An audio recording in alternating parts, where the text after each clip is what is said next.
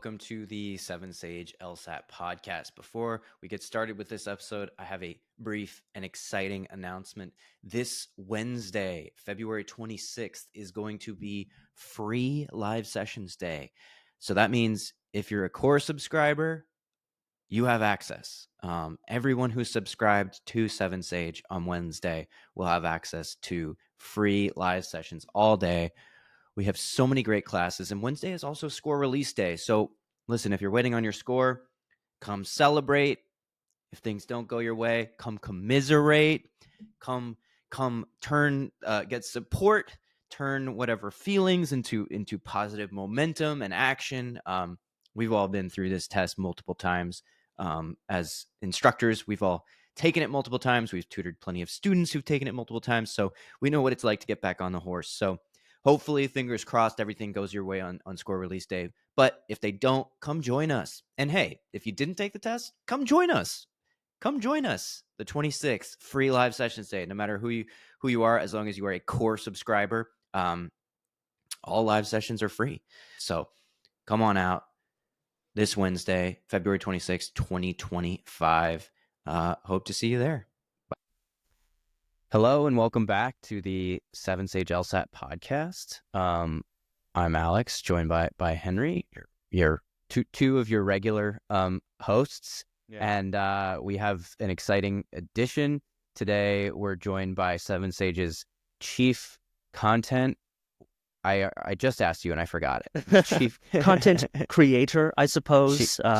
Chief content creator, Kevin Lin. Kevin, thank you for joining us. Yeah, happy to be here. I've listened to every episode until now, and I've wanted to come on. Well, that's you're juicing our numbers, and so we appreciate you for that. Now we know who that one person is, right? Yeah, exactly. Now we have to figure out who the second and third people are. All right, great. Well, we have a few things we're gonna talk about today. Kevin's going to talk to us about some exciting new features. They've been around for a bit, but maybe that people aren't totally familiar with or fully taking advantage of yet on our website. And then we're going to talk about how we reference a lot how your strategies should evolve as you progress in score on this test. So we thought we would get into that and talk about some specifics about what might change as you climb up the score rungs of the LSAT ladder, as it were. But first, Kevin, do you want to tell us a little bit, or the audience a little bit about your background? Yeah, I first took the LSAT in 2006, so a long time ago. That was my junior year of undergrad, and I did really well, taught for a year during my senior year, and went off to law school. That's what brought me out to New York City. I graduated from law school, practiced as a lawyer for about 4.5 years. Where'd you go? People want to know. Where'd you go? I went to Columbia. And, you know, I don't know if listeners know how hard law school is purported to be, but yeah, it did require a lot of work. I worked harder than I ever, had in at that point in my life. I liked it, though. I was really into it. I liked school. The actual practice of law ended up being a little bit different. I really enjoyed teaching. And honestly, my love for this test just drew me back. And so I thought, let me go back to teaching. That was one of the times I felt joy in my life. Once I went back into teaching, like the very first day, I knew it was the right decision. So yeah, since then, that was in 2015, and I've been teaching since then. So about 10 years.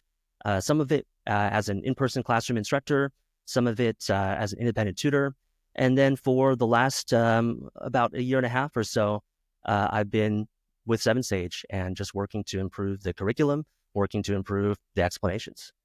Yeah, you've done a lot of great things, I think, for 7Sage. Just I think everyone is very appreciative of what you've brung to the curriculum, and it's cool to hear how you ended up here.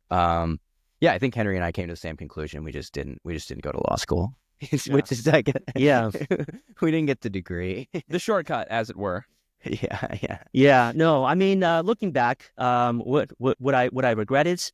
Maybe. I mean, I think it would have been nice if something like 7Sage was around back in 2008 or so. But we all got to the same place. Yeah, we're all happy to be here. It's about the destination, not the journey, as I believe the saying goes. Cool. Well, great. Well, let's talk a bit. Tell us what this feature is that I think we're going to be discussing, the explanation features that you get into it. Yeah. I'm butchering it already. Yeah, of course. So I think a lot of students are probably already aware of this. If you're a subscriber to the newsletter, you might be aware of this. But I just want to make sure everybody knows that underneath every single explanation video, there is a button titled Request New Explanation. And you can use that if you feel like the existing explanation is lacking in any way at all. Because what will happen when you click that button and provide some feedback is I will take a look at every single one of those requests, and most of them, the vast majority really of them so far, I think I agree with, and they do merit a new explanation. And then I get to work on that. I've already made several hundred videos, probably a little bit more. JY's doing some as well, probably a couple dozen at least. And our goal is to just make sure that people are aware that if they are concerned about any of the explanations, they wanted a little bit more on this answer or that answer, or even if they just wanted a different take on something, maybe they felt the explanation used a little bit too much diagramming. Is there a different way to explain the problem? All of those concerns, people should air them, and I'm looking at them, and most of the time, they do end up leading to a new video. But in addition, when you click that button for Request New Explanation, we have a team of tutors that looks at every single one of them. And they can engage with you immediately and provide immediate help on any explanation. That's something that I think people are not really aware of, and it also is not inherent in the button Request New Explanation. It seems like you're just kind of sending it to us and you won't get really any immediate feedback, but actually you will. And so you could use that button if you want, just as I want help on this problem right now. I don't necessarily want a new video. I just want to chat with someone who can help me out. And so that's something that people have been using a lot, but I feel like they could be using it a lot more. Mm-hmm. And it's also helpful for me as someone who's making new explanation videos, because the more I can hear what people are struggling with on a problem, the better an explanation video we can make. So that's one of the new features. I don't know. Have you guys seen it around, or I don't know if you've had some of your students kind of make use of it before? Henry? I personally, one of the prerequisites of working, at least at 7Sage, is not needing additional help with explanations. so I personally have not used it. But wow, what a great feature! It's like when you report someone in a multiplayer game for cheating and you don't get any feedback. But now what I'm hearing you say is that we actually, not only are you likely to maybe alter the direction of the video, but you also get some hands-on feedback where they can the rapid response team. Yeah, exactly. It's Absolutely. Cool. The two-pronged response. I mean, usually it's either like a slow systemic change or a Band-Aid, and here we've got both. You're gonna change the change. Yeah. And you know what though? Like, if you are a tutor or just let's say you're not you completely understand the problem, but you just felt like this explanation could be better, I'm absolutely open to that. I know I would have been the kind of person who would submit those kinds of requests. So if you're also like that, please. It's interesting. Free. Yeah. It's gonna be people who are like genuinely a lot of people who are like, this is confusing, I don't get it. And then a lot of people who are like, I get it, but do better. Both and you know what? Exactly. Yeah. Maybe if you're open to just speaking a little bit, because newer or more modern explanations, definitely a heavily requested feature. If you would be open, I don't know if you have any examples off the top of your head, like what are some of the differences that you have been making to an explanation? And you can be a little bit more general or specific if you want. Like, how do you feel like these new explanations are better or more, maybe more useful to a larger number of people? Yeah, I think there's two question types that come to mind where the newer explanations are going to be much more effective for the vast majority of people. So sufficient assumption questions and main conclusion questions. And so, as you guys know, the high level strategy for those is to know what you're looking for before you go to the answers. Yeah. And so someone who is on board with that process and understands why that process works. So for a sufficient assumption problem, the right answer, if true, needs to make the argument valid. And so typically there's really only there's a specific relationship that's missing from the argument. And if you can spot that up front, then you know you're just looking for an answer that gives you that relationship. It may not need to use specific words, although oftentimes you do go in looking out for certain words, but you know there's a specific thing you're looking for. Same thing with main conclusion questions. The high level approach is let's identify what the conclusion is up front. Let's translate that, and then let's look for an answer that just says that. And so if you understand that approach, then it's very easy to eliminate wrong answers simply because they don't sound anything like what you're looking for. And in many of the older explanation videos, that was the style of explanation, where particularly for sufficient assumption questions, the reason an answer is wrong is because it is not what we're looking for. It's because it's not right. And that's exactly what is said in those explanations very often. Mm-hmm. But the thing is, there's been a lot of requests for more. Like, I want to know a little bit more why that's wrong. And so my sense is a lot of that is coming from students who have not quite internalized what a sufficient assumption is and why they can be so confident on this question type that an answer is wrong because it's not what we're looking for. And so for those, instead of going with it's not what we're looking for, I give a little bit more into why on a sufficient assumption question, we are allowed to just be so certain that it's wrong simply for its lack of resemblance to a particular idea. Okay. But then on top of that, I will also go through, okay, like I'll give the full explanation of, okay, if we added it to the argument, does it establish that we should do this? Well, no, it doesn't say anything about should. So there's just no way that it can prove that we should do something. And so I go into that for all the wrong answers. Same thing with main conclusion questions. In a time situation, a high level scorer would just want to get rid of an answer from the first couple of words because you just know that it's going off track. But I think there's still among a lot of students who are studying and getting better, they haven't quite internalized that you can be that confident. And there's still an element of like, but isn't this something the author says? Or like, isn't this something the author agrees with? Or like, I felt like this is part of the reasoning.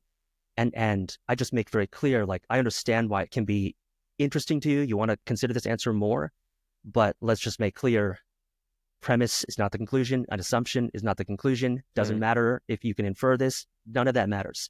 And so I just make a little bit more clear why we can dismiss the wrong answers so quickly. Right. I feel like what I'm hearing you say is like, you might, instead of just explaining like, 2 + 3 doesn't equal 4, you might actually take the time to like, well, what happens when we add 2 and 3 and show that it equals 5, which I guess before might have seemed a little redundant had you known what you were looking for to begin with. But now, right, there's almost like a mini lesson or a full walkthrough through each answer choice, which is, I think it's been getting some pretty good responses, at least from when I read on Reddit. People love you. There's we had to coast off of your we're like, we got to get him on here so we can get some of that, good juju. Well, we'll see. I'm always up for talking LSAT. So Kevin, I think you were going to elaborate a bit on how these explanations have changed. Yeah. So I mentioned how for certain question types, I'm giving more of a full breakdown rather than just the thought process of a high level score.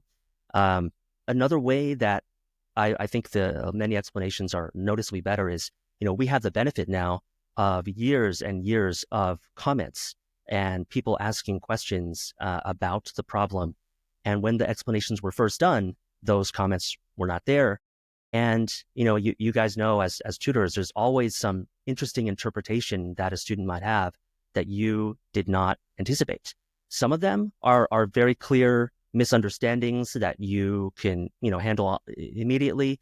Other ones are actually interesting perspectives that cause you to think a little bit and actually do require you to think more about why that line of reasoning is not correct.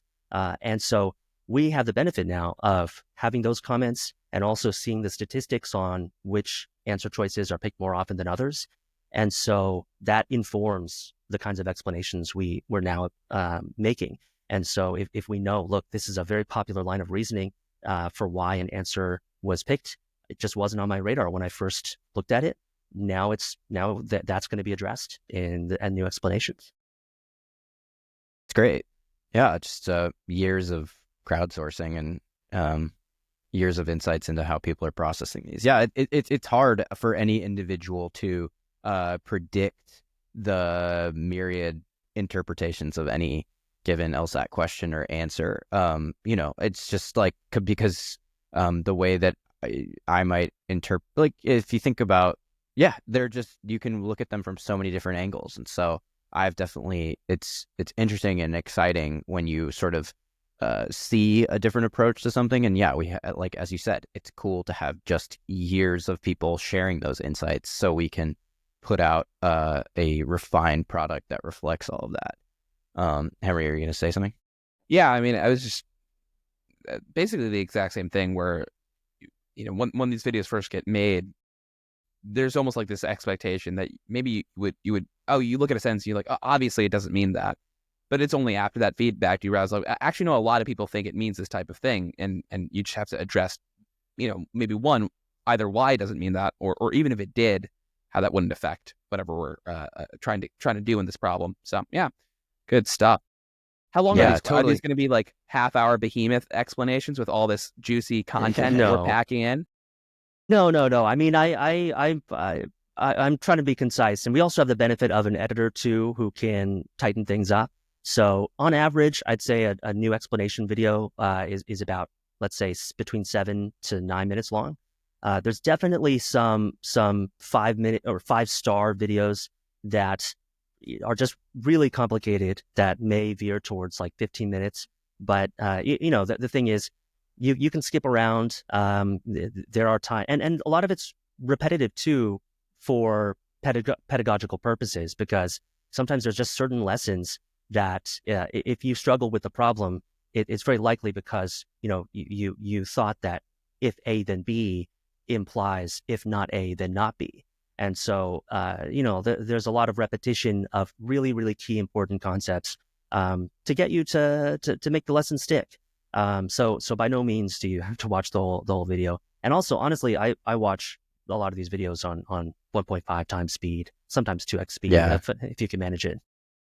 Yeah, I would imagine that there's some people who are listening to this right now, maybe on 1.5x. I remember the first time I met JY, just like sort of being shocked at how slow he was talking because, I was so conditioned to hearing his voice on 2x because that's how I listen to things. The other day I was watching something, I can't remember what it was, and I was like, it was for entertainment, and I was like, I wish I could watch this on 2x, and I was like, that's not good. That's really bad.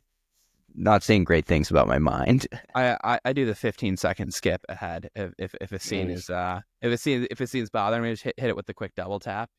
I remember what it was. It was the Netflix reality show Love Is Blind. In my defense, I really do think you could watch that show on probably 8x and be okay. But yeah, they now have these YouTube channels that do a summary of like the whole season for many of these popular shows. So you could watch the summary. Wow. Yeah. Not only like is it, I can't even watch it in. Yeah, that's wild. If I saw it in that form, I'd just be like, well, this is worthless. Like what? This is also stupid. I think though, honestly, I feel like there's a lot of movies that are like pretty middling that you don't really care, but you want to figure out what the plot is. Like so many bad movies have a good premise, Yeah. but the execution is so poor that sometimes Yeah. you just want. Just wanna Not that know I what watch. Not that I happens. watch those summaries or anything. Like, it's ridiculous. Yeah. Well, hey, if you are listening to this on 2X, maybe slow it down. See how it goes. No, I'm just kidding. Listen to it however you want. Well, that's great. And I also just wanted to return to kind of the like sort of rapid response thing, because that's really cool. I mean, I think it's great that we're redoing our some explanations, but I mean, I think as a user, that's probably, I mean, the fact that it's underutilized, you're saying, is like, I think people should absolutely be taking advantage of that, because it's just, I mean, I don't know, it's close to having a tutor, you know, you're getting, I mean, the turnaround time, I think, is what you said, a day or two. Yeah, I don't know if there's a official policy, but from everything I've seen, it's usually under a day. Yeah. So, you know, it's not like you're talking to someone in real time, but like, hey, that's pretty hard to beat. For, you don't have to pay extra for that. You just ask, you know, you just ask a question about something and get it right back. It's cool. And that, I think, also underscores the importance, if possible, of trying to get as specific about your concerns. So when you use that button, there's a field. It looks like it's just one line long, but you can write however many lines you want. And the question is, what's wrong with the explanation? But just treat it as like, here are my thoughts on the question. Here's why I thought this answer was right. I still don't understand why that line of reasoning is not correct. And so the more specific you can get, the better, both for my sake and also for the rapid response team's sake. Yeah, I just want to reiterate that. I mean, obviously the three of us know as tutors that how often you get someone says, I just don't get it. And it's really tough to recreate, because the way you maybe originally explain it, it feels sufficient. And so just what you said, explaining why you think a wrong answer is right, very helpful to figure out, to unpeel that or unpack that. So do that. Maybe as, you know, sort of a way of transitioning, I mean, it did make me think that oftentimes you'll also get questions as a teacher, tutor about like, how can I get better? Generic sort of overall, how can I get better questions, which are similar. Like, it's similar in that they're almost impossible to give a good answer to when they're phrased that way. And every time I hear that from someone like, hey, I'm at 160, how do I get to 170? You know, it's like there are very general things I could tell you, but like, what is useful, whether you're asking about a specific question or about your overall progress, is like, drill down yourself, like look at where you are a little bit closer to see what you're struggling with, to be able to, like, because if someone asks me a very general question, oftentimes like they just haven't spent a lot of time looking at the analytics, looking at, you know, what questions they're getting wrong, spending time with wrong answer journal to isolate different patterns. And so I don't know if that's something that connection makes sense to you both, but it sort of seemed like a way we could transition to. Yeah. And I don't know that I brought up this other feature, but besides the request new explanation button, if you scroll a little bit below that, you'll also see that about 80% of logical reasoning as of today have short text explanations as well, because a lot of people, they just don't want to sit through a video. A lot of people may feel like they're 90% with their understanding of the question, just wanted to check on a couple of things. And so there's text explanations actively being worked on. I'm doing a bunch of the 5-star ones. So is Albert, who's another member of the content team. And we expect that all LR explanations will have those short text explanations by the end of April. And then the intention is to then move on to RC after that. Mm-hmm. Great. Yeah. So you can watch The Love Is Blind. You can read the synopses. You can skip through it even further. Just want to add, I watch other things as well. I'm watching Severance, watching White Lotus. Severance, it's so not good. all Love Is Blind. I know, I'm on the first season. So I've been trying to get Kevin to watch Severance. Severance. First season. I feel like I've been mentioning that. It's so good. Yeah, I mean, I can't stomach the idea of getting Apple TV just for a specific show. You know, that's fair. I thought you were gonna say I can't stomach the idea of being severed from having a work brain. No, yes, it is a bridge too far. There are too many services, but that's a conversation for another day or another podcast. But Yes. So the next thing we were going to talk about is kind of this idea of like evolving strategies on the test. Like, how do you see that? Like, how do you think about that, Kevin, for in broad strokes for students?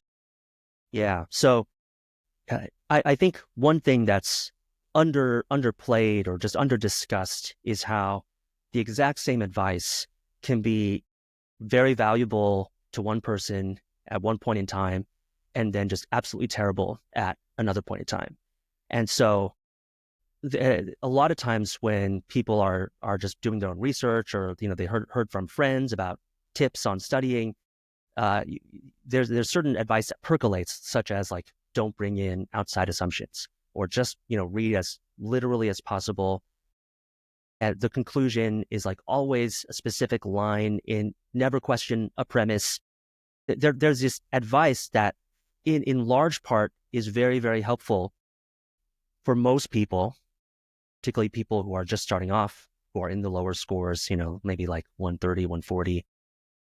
But then that starts to become not great advice as they want to get better at the test. Like take, for example, the idea that you shouldn't bring in outside assumptions. As you guys know, there's plenty of problems where we're supposed to make a reasonable connection between something.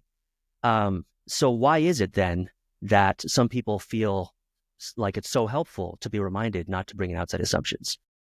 Well, I think it's because when you're first starting off, that is typically one of the major problems. You take what the conclusion says too far. You assume the author, if the author says there's enough light to make an accurate identification of the suspect, you go further and think, okay, so essentially we're saying the identification was accurate. But actually, no, the literal word said there was enough light to make an accurate identification, which is not quite the same thing as saying there is an accurate identification. And it's subtle differences in concepts like that are really holding back a lot of the beginners to the test.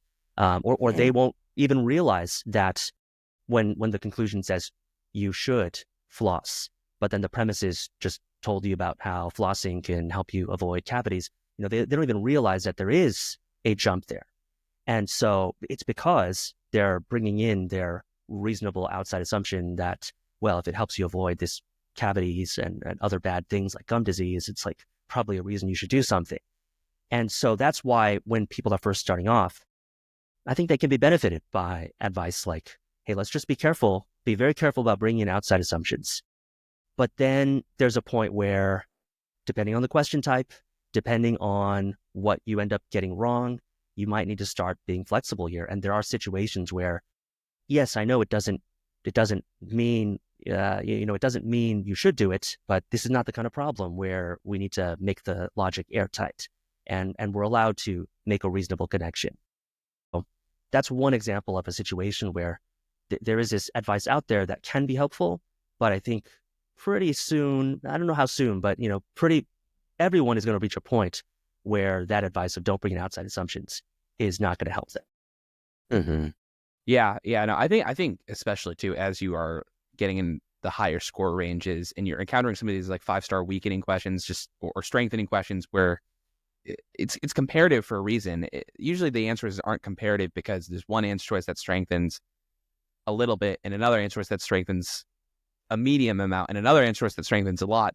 It's usually just that what counts as a right answer, I feel like, deviates, right? So most answer choices that are strengthened will really strengthen.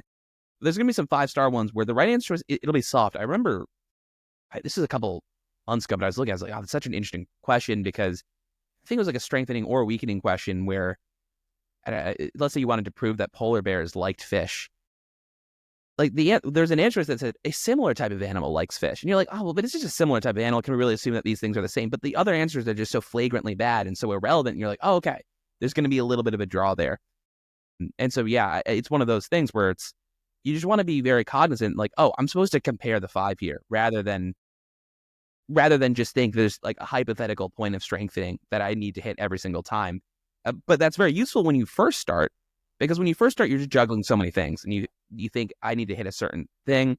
Like I always just say, you start with just looking for the exact same words, because usually what's happening is that what you think means the same thing, speaking to your idea of like a reasonable assumption or making a reasonable connection is actually just so far from the truth. But it's hard to think about that. So you start with the same words, and then you maybe start looking for synonyms, and then maybe you start thinking, well, okay, like, yeah, I'm getting a should in the conclusion here, but the facts are purely descriptive. But they are saying, like, if I want to avoid cavities, then I should flaw. So actually, maybe this argument's not too bad right now. And so, yeah, really emphasizing you're going to have to break your rules sometimes, because they're heuristics, as we're talking about. These are just general rules of thumbs that can help you get to a right answer choice, and then you slowly scale it back. I think to like really underline it for people so you understand too, is it's like, if you are just starting out, if you're scoring, in the 150s or, low 160s or 140s or wherever, it's like, just following the rule, don't make outside assumptions, is going to get you more correct. It is going to net a better score than anything else, right? So that's like in general, right? In broad strokes. So it's sort of like, if you just follow that instead of, and this is general, right? It's like, obviously there are differences for different people, but in general, what we see is like, if you just on every question restrict yourself to not making any outside assumptions, you're probably going to get a better score than if you attempt to assess what is a reasonable, if you bring in assumptions, if you have that flexibility. Because what it will end up doing is you'll end up bringing in outside assumptions where it's not really warranted. Now, as you do this more, as you practice, you'll start to understand what reasonable outside assumptions are. And now, like, if you bring that in, it's just, you're better equipped to know where it applies and where it doesn't. So these are just tips that are designed to basically net you a better score in very just cut and dry practical terms. And that's why we say it evolves with you. Once you get to a certain point, like, you can sort of trust yourself and the test better. I mean, I do this all the time with other things where I'm like, I need to do this. I need to follow the way that an expert does this, even though I have no idea how to do it. And it doesn't make you any better at it. It doesn't allow, because most things in life are about like marginal gains over time. Attempting to follow expert advice on, say, skiing when you're like in the pizza and French fry phase is not going to help you in any way. I don't know. I'm not familiar with skiing. Is pizza and French fry associated with skiing? Yes. Henry, do you want to? It's sort I of snowboard because I'm cool. Oh, right. But, okay. But I do. I yes, can explain. I have cool. seen some nerdy people on the mountain, and I know. Not cool not cool snowboarders. Right. Yeah. It's like if you make your skis into a pizza wedge, you slow down. If you make them into French fries, you go fast. As you're learning, basically. Okay. If you attempt to do it, I would need to follow that when I'm starting. Well, exactly, because you would just, otherwise, if you're at the beginning, you would just crash. You just wouldn't. So that's the point. Yeah. The stakes are high. Yeah. I think another really good example of that is the idea of you're not allowed to question a premise, because like, it is just going to be helpful to almost everyone taking the test to just treat the premises as truth, gospel truth. You can't question it. The issue in the argument is, if the premises are true, why don't they prove the conclusion? But if you do enough problems and you are at the range where you're, getting into the high 160s, 170s, and you've seen enough, you're going to see some problems where actually the weakener arguably does work by suggesting a premise is not true. There will be flaws out there that seem to involve questioning the premise. And like, you shouldn't think that, well, the LSAT's breaking its own rules, or the advice I got was like shitty advice that, and I shouldn't be following whoever told me to do that. It's more that, well, you are now reaching the point where you have to refine those broad strokes rules. But the reason you don't tell a beginner, sometimes we're allowed to question a premise, is because they won't necessarily know. They'll take something different from what we want to convey, which is it's a very rare exception. They'll start to think this is like a thing that I should be on the lookout for. Sometimes we should be questioning a premise. That's just not true. Just to speak to that too, it's like, denying a premise is a way to, the premises are there to support the argument. You deny the premise, the argument automatically gets worse. I think one of the reasons why people always mention like don't question premises is because like answer choices might appear to question a premise, but really just do not. And so you want to avoid, you just want to avoid a situation where you kind of what you're speaking to, Kevin, where you're having people just cognitively overloaded, where like they're trying to keep 100 things in track and then also trying to interpret the meaning of an answer choice. And then maybe they inaccurately interpret the meaning to mean, oh, this does question premise. That's actually okay. When in reality, one, it's very rare that it does. And in most answers that you see, even if it looks like it's questioning premise, it probably actually isn't. It's probably unrelated in some type of way. So, but yeah, I think that's a big one. I mean, that one question about like the child psychologist. I'm sure you know. Do you know that question? That's a premise questioning one, like thrill-seeking behavior. Oh yeah. There's an interpretation of that where you could still defend it. Yeah, but as potentially not questioning. The one that sticks out to me is the one about Activite. Do you guys remember the one about Activite where is that like maybe a toothpaste or something, or like what is? Yeah, it was some kind of product that I think is just supposed to either help you become more healthy or help you lose weight. But like, you know, one of the premises there's a lot of LSAT questions about losing weight. So that is true, and child psychologists too. Yeah, I think they've gotten a little bit more sensitive. There was a problem a while back about child psychology where it kind of implied that, well, the child might be the cause of the parents' divorce, but you know, I think the LSAT has moved on from that type of those bugaboos. That type of problem. But you know, also a classic one is statistically, it's like a very easy question, at least looking at the percentages. But basically, it's a false dichotomy type of flaw where the mayor says, you know, here's a problem with our highway. Clearly, we have to do option A or option B. Since we can't do option A, we have to do option B. And the way the right answer works is it basically says the mayor didn't give any reason to think we were limited to options A or B. You know, the thing is like, well, yeah, like that is questioning the truth of the premise. Like if you just accept, okay, we have to do option A or B, then that seems like a wrong answer. But you know, part of the reasoning for how you can still pick the right answer is like, well, if I accepted that as a premise, then there's nothing wrong with the argument. There must be something unusual going on here. And, you know, most people don't end up having trouble with that problem. But I definitely, I remember working with a student who asked like, well, this is just straight up questioning a premise, isn't it? And the answer seems to be yes. Why is that allowed? You know, and we can speculate. I think, you know, certain kinds of statements that sound more extreme, like may inherently be open to questioning, but like that's not really the path to go on, I think. And that's not really the lesson to take away from that kind of question. Yeah. Well, we also talk about that a lot. Like, don't build your strategy around the 1% or 1/2 of 1% eventuality. Build your strategy around the thing that you're going to see 99 out of 100 times.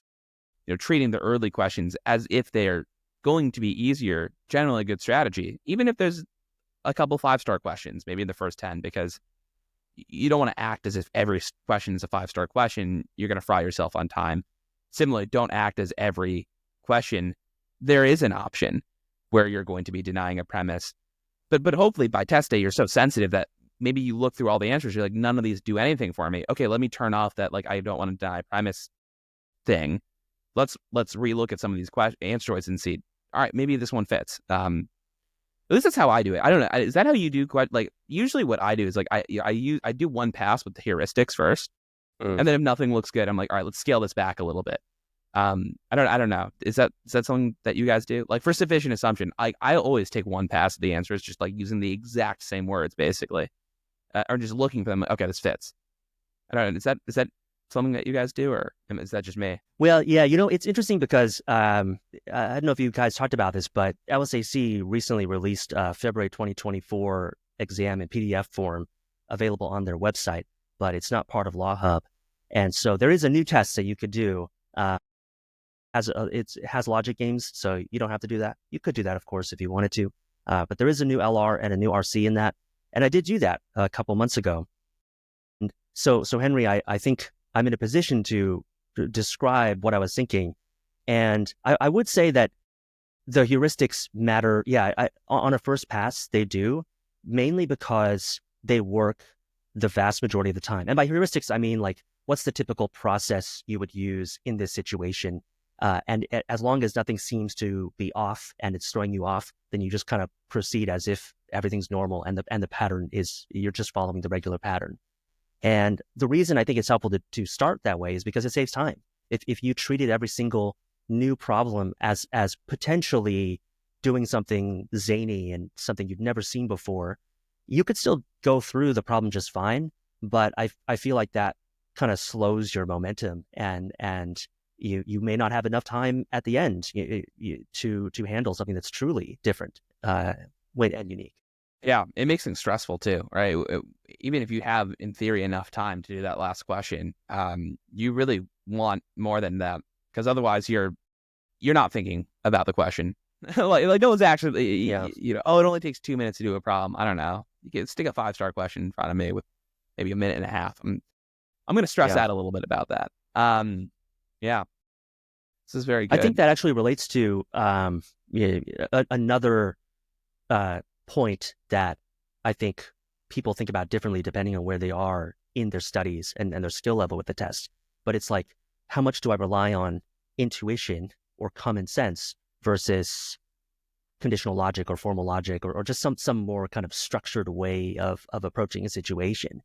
And I think there's often a feeling that, well, this problem was way easier to approach intuitively. So like, do I need to, really get into the weeds of conditional logic? And I think, again, speaking broadly here, but I think for a lot of people, it's because most of the test is not really written in such a way that it's really testing the higher levels of abstraction here.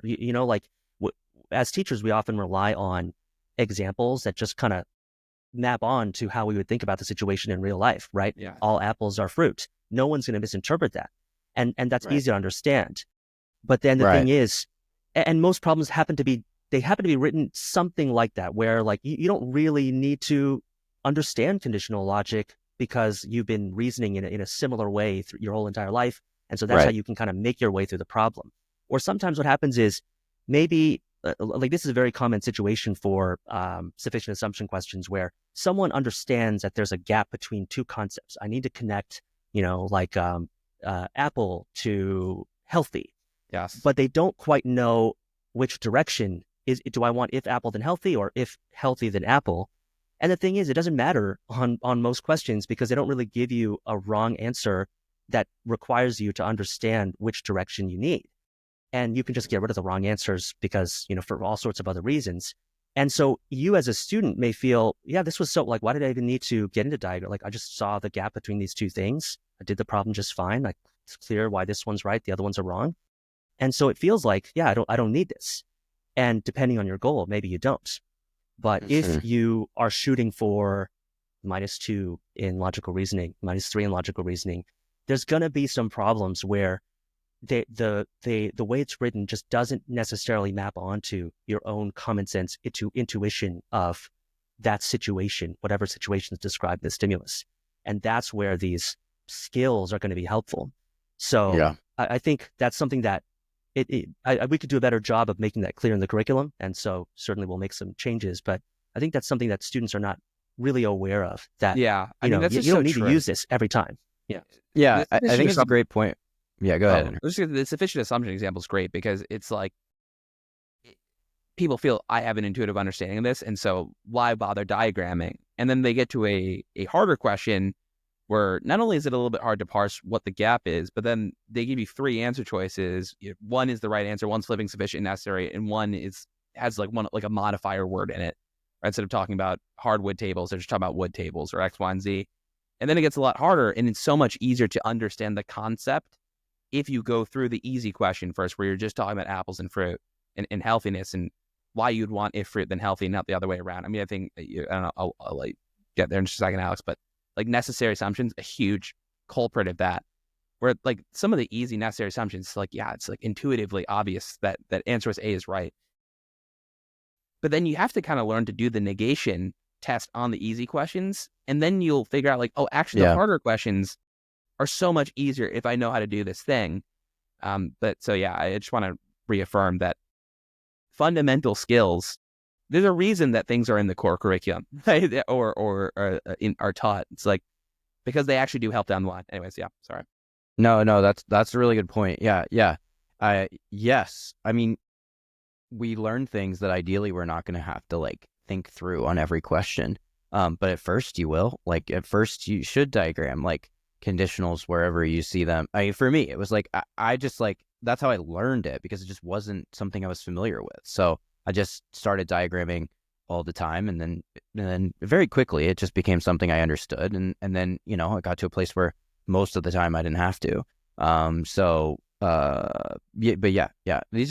very nuanced process. It requires so hopefully people got some insights into what we mean when we say like let your strategy evolve with your score. And then there's I think some like I don't know, I guess like more mechanical stuff about like or surface level stuff about skipping. When you're scoring lower, you should be skipping way more than if you're a high scorer.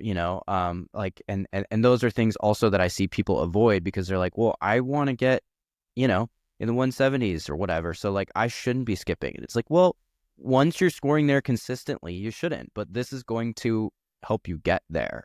I think I don't know what you think about those more. I guess like I would call them like sort of superficial strategies, Kevin. Yeah, no, I agree. And I was about to bring up something that's, I think, similarly very high level, not necessarily in the weeds about how to solve a problem. But like, let's take reading comprehension. I think we would probably all agree that, yeah, you should try to understand every single sentence. You should reread it. You should invest the time to understand every single statement. Don't skim. But in reality, like when I'm doing a new passage, there are times where like I am confused, but it's because I recognize, look, I'm not confused by the sentence structure. I took the time to break that down. I am confused by the concepts involved, and I think it's because I'm supposed to be confused. Like I don't think I'm meant to perfectly understand this right now, and so I'm going to move on. I'm going to allow myself permission to move on. Probably they're going to give me an example that fleshes it out, or if they don't, then you know what? Like, okay, we'll see if I can ask a question about that. So, but the reason I think when we're first giving advice about reading comp is we emphasize trying to understand everything. Don't skim, don't forget about time, is because that is the thing that is holding back many, many people. And if they thought, oh, well, you know what, actually there are times where I'm supposed to be confused, and so like it's okay for me to just move on. Like that is true, but you don't want to take that too far. So I think that's a good example of a situation where it's a very broad advice that does help, but then as you get better and better at the test, then you don't need to follow that advice really.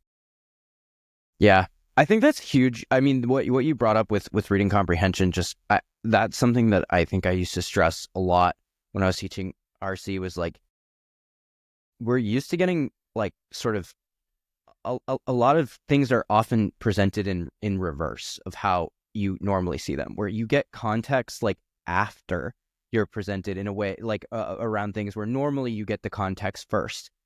So it's like if you can get comfortable with like, yes, knowing what is like what are acceptable things to be confused about and what are like, no, this is broken. I didn't do, and that's all process based as you laid out. Like if you're following a process on this test, then like it just takes the guesswork out of this, Yeah. There's a big difference between being confused about the passage or when the author is expecting you to be confused, and knowing which one you're in is hard. Yeah. And it takes time. Now you should expect to be in a place where the author is kind of for the most part going to be laying everything out. And then maybe after you know that you're like, I'm a little bit confused, you keep on reading and then still more confused. Okay, let's go back. As opposed to they start going into an explanation. Okay, I see. But yeah. But what the kind of unacceptable confusion is the kind where you don't understand the structure of the statement. Like what's the subject? What's the verb? Whose view is it? If you understand that, then you don't necessarily, you're not expected by that point to like understand, like you wouldn't necessarily be able to give examples of like the two different theories of organicicism. Like, I understand that there are these two different theories, I don't know what they're talking about. That's okay. Yeah. Yeah. And also like there's a certain amount of like where it's like perfectionism in so many ways is going to like sink you, where it's like, yeah, you might be also just confused more. Like, I don't know, you might just be generally confused in a way that is not ideal. But if you've checked the boxes of the things that like you are equipped to do no matter what, then like, great, your process has been followed. You know, it's not always going to be your passage or your day. You know, and but like the worst thing you can do is sort of tread water or, you know, flounder in that moment. So whether it's something that like you can be expected to be confused about, or something that like maybe it's just eluding you in that moment and that's not ideal, it's like following the process is the same no matter what, because otherwise you're just gonna waste time, you know. Cool. Well, All thanks, right. Kevin. Well, Thanks for coming on. We really appreciate you being here. And we'll have to bring you back sometime soon.